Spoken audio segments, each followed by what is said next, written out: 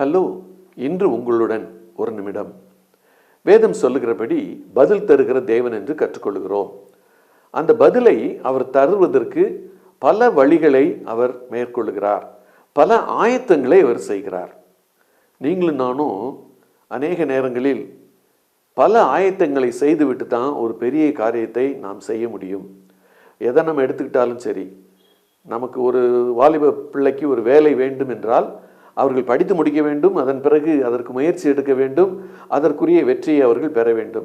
ஒரு வியாபாரத்தை தொடங்க வேண்டும் என்று சொன்னால் அதே போல்தான் எல்லாருடைய அந்த ஸ்டெப்ஸும் இருக்கும். ஆனால் ஆண்டவர் ஒரு சில மனிதர்களை முன்கூட்டியே தெரிந்து கொள்கிறார்.